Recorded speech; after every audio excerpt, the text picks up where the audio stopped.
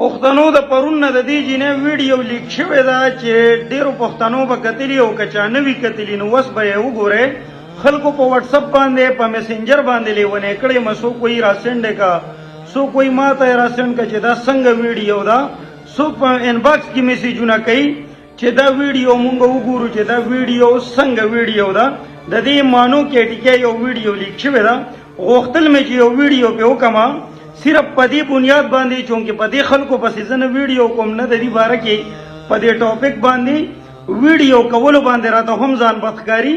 خو ډیره د افسوس خبره ده چې زما پښتون کام دومره وغورځېدو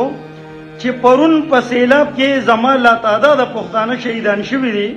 او هغه نن د دې ټولو ير دي خو چې د یوې جینې وجود ښکاره شو نو هغې پوسټونه هم کوي هغې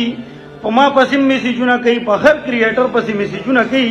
چې دغه ویډیو مونږ ته راولېږو چې مونږ یې وګورو آیا که دا ویډیو تاسو وګورئ نو تاسو ته به څه میلاو شي او که دا ویډیو تاسو ونه ګورئ نو څه به درته میلاو شي یقین وکړه چې په سیلاب کې زما دومره پښتانه شهیدان شوي دي چې تر ننه پورې زما زړه خوشحالي نه غواړي چې زه خوشحاله شم او زما هغه زه ټول نه یادوم خو څه داسې پښتانه دي چې د هغې ضمیرونه دومره اوده دي چې هغې لګیا دي چې مسو کوئی ماته یې راسنډ کا سو کوئی چې زه درته ایزي پیسه کوم یو بل ته پوسټونه کوي ډېره د افسوس خبره ده کامه د دې خلکو خو په حیا باندې څه کار نشته کیدای شي په خپلې وایي لیک کړي دا ویډیو یا په غلطۍ او یا دغه ویډیو ما خو خدای شته نه ده کتلې چې هر څنګه ویډیو ده یا دا ویډیو چې ته په ای آی ایډیټ شوي ده هر څه چې شوي دي خو زما پښتانو دومره چې کم دنو غورځېدی شي دومره د هغې ضمیرونه اوده کیدی شي چې هغې یو بل ته میسیجونه کوي یو بل ته پوسټونه کوي چې مونږ درته ایزي پیسه کوو خو چې د چا ښکاره وجود د چا د تورسرې مونږ وینو آیا که دا تاسو وینئ نو څه به شي وایي چې په یو انسان د یو پرده واچوله الله به په تا لس واچي هغه زه منم چې دی په ځان پرده نه اچوي دغه ویډیو به دي شیر کوي خو ولې ما او تا پښتانه یو